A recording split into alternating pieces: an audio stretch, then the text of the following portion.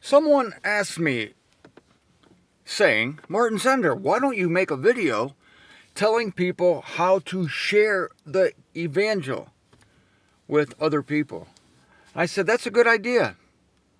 And here's my first piece of advice. Take it from somebody who's been around the block a few times. Don't do it. That's right. Don't share the Evangel with people. This is what I do. Let me explain.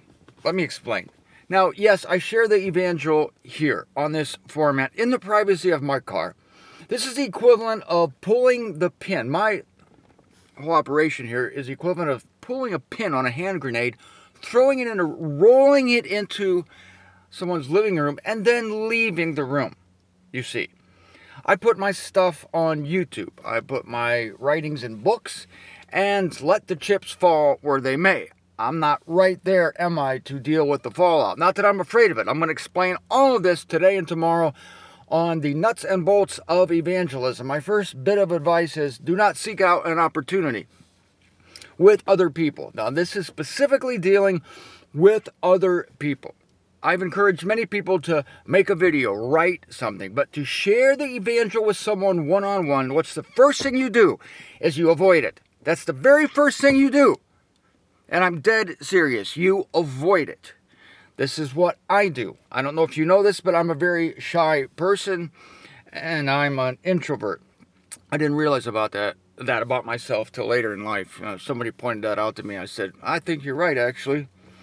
Because no one wants to become odious in another person's nostrils, do you? No, you don't want to be odious. You don't want to be the equivalent of Limburger cheese in somebody's nose. This is just what the Jehovah's Witnesses do. So I'm going to keep you from being a pain in the neck to other people. I'm going to keep you from being a Jehovah's Witness. I'm going to keep you from having people roll their eyes when you come at them, say, hey, have you ever heard of Jesus? Or have you heard of the greatest news ever? Have you ever watched How the Grinch Stole Christmas? Yeah, it's a great salvation message in that movie, by the way. Who likes salesmen coming to your door? Who likes it when people put pamphlets on your car? If somebody puts a pamphlet on my car, one thing I know for sure, I'm not going to that place. That's one thing I know for sure, because you've just invaded my privacy. I'm a very private person. I don't like to be invaded, my privacy, and I won't invade the privacy of other people. And that's the first wonderful thing you can do. People have a great opinion of you right away because you have not come at them offensively with your well message. And again, you've left them alone. People will love you if you leave them alone. You know, you're in their circle, you don't bother them, you're nice, you tell them how wonderful they dress, how you look nice today, talk about the weather, talk about the Miami Dolphins, whatever you want to talk about. Now, if the topic comes up, this is a whole other thing. Tomorrow, I'm going to tell you what to do when the topic comes up, because boy, oh boy, I know what to do when the topic comes up. I will give you a formula. I will tell you exactly how to do it. My presentation of the Evangel is a formula. There's nothing genius about it. Well, the only thing genius about it is I continue to maintain the mind of a child, even while I have these mature, awesome, mind-blowing, universe-changing teachings in my head. Yet I maintain the simplicity of a child. That's the genius. But as far as presenting it, no, it's just very simple. But it's simple once you know it. But if you don't know it, you're going to screw it up 10 different ways. I'm going to keep you from doing that tomorrow. Now, back when I took the Zender tour in 2007, I was in Florida here. That was at like 7, 8, 9, 10, 11 years ago. As part of the Zender tour, I visited a guy on the east coast of Florida, quite a ways north of here. And this guy was borderline crazy. But he loved my books. I mean, he read each of my books like 20, 25 times. It was unbelievable. He had notes in my book. I mean, I was flattered about it.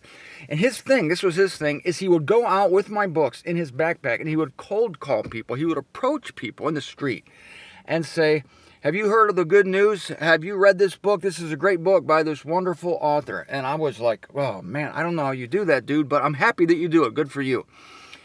And when I visited him, he was telling me all about his exploits and how he went to the homeless and how he was actually successful. People listened to him, and I thought, more power to you. Well, when I was down there, he said, Martin, I want to show you how I do it. Come with me. And the first thing I was like, oh no, please don't make me go. But I went. And he said, you got to come out. You got to come out with me. Here, just take your books. And I was like, oh Lord, please rescue me from this. But no, the Lord did not rescue me from this. But fortunately, whenever this guy talked to somebody, there was a tree nearby. In most cases, most of the time, there was a tree that I could hide behind. And he was a large guy, so many times I hid behind him. He would approach someone out of the blue and say, this guy here wrote this book and he wants you to read it. I would say, no, I don't. I really don't know. He wants you to read it. I don't want you to read it.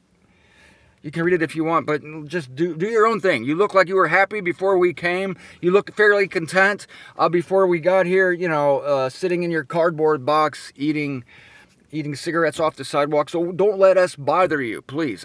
That's my thing. I don't want to bother people. Maybe I'm projecting my sicko things on other people, but I just don't like I don't like my space invaded, like by salespeople or someone coming up to me at the mall. You walk past a kiosk. Would you like to try this delicious scent from Indonesia? No, I wouldn't. But you can ask me once and I'll let you get away with it. If I say no and you keep coming at me, I will unravel.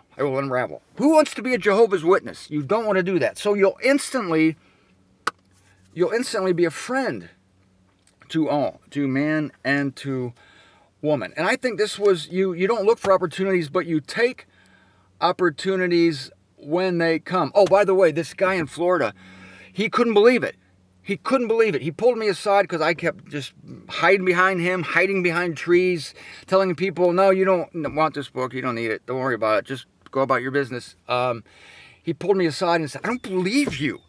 You're Martin Zender. You're the boldest, most outspoken person I know in the Evangel. I said, of course I am. If I'm confronted, yes. If I'm asked about my faith, yes. When I'm sitting behind a keyboard, yes. When I'm in front of a camera, yes. But, dude, this is not my calling.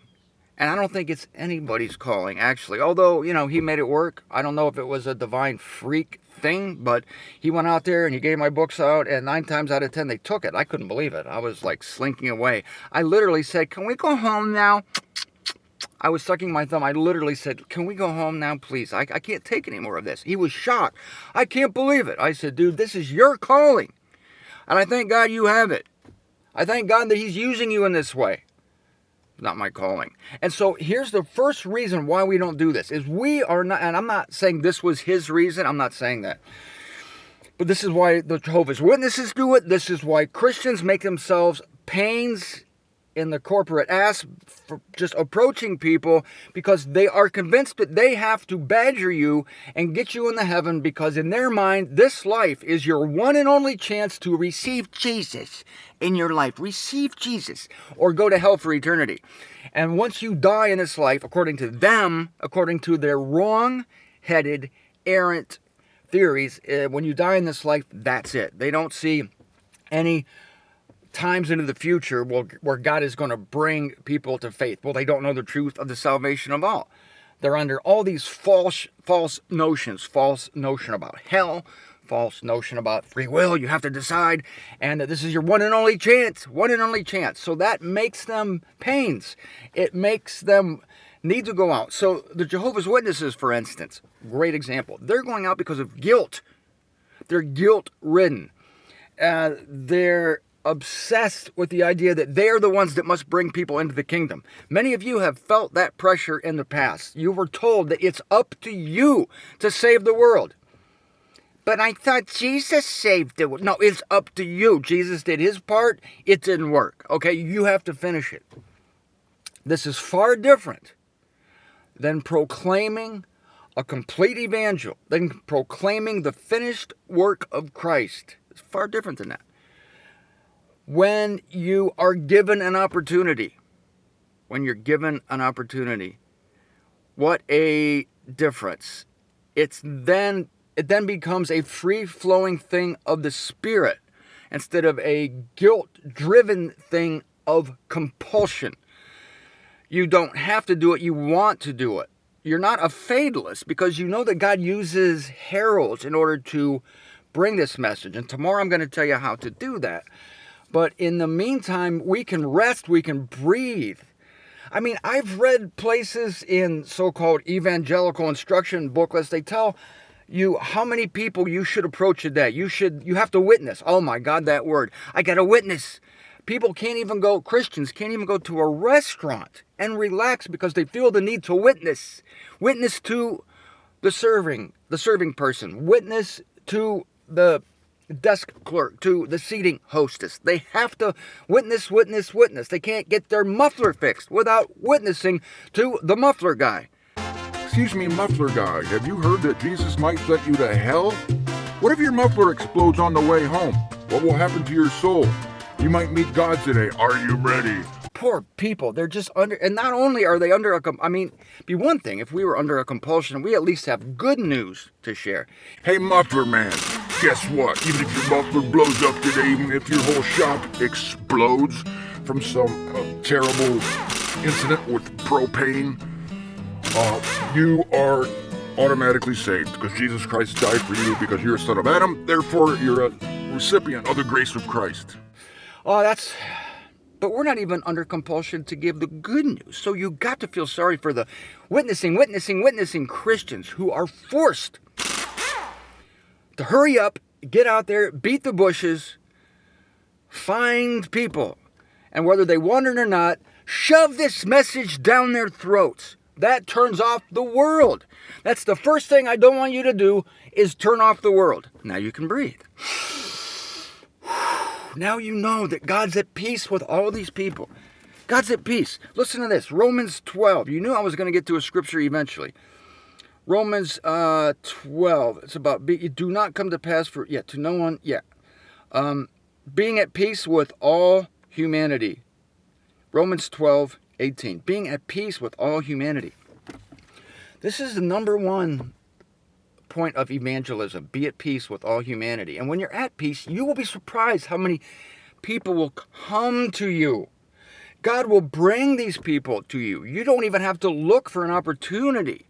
The opportunity will be there. I think when Paul was in Athens on Mars Hill, he probably wanted to go there and tour. It was probably a great place to look at statuary and things like that. And he was observing all the plaques to the unknown God. And he probably exclaimed to Luke, who was his companion, "Look at this. They even have a statue dedicated to the unknown God." And somebody might have overheard Paul say that to Luke and said to Paul, "Hey, we're having a little convocation outside here on the back porch with a couple hundred people. Would you like to speak?"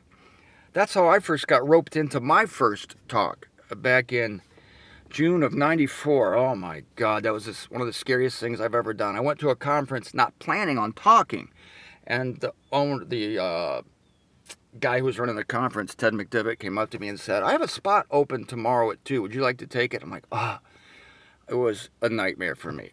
But I took it, and nobody's been able to shut me up ever since.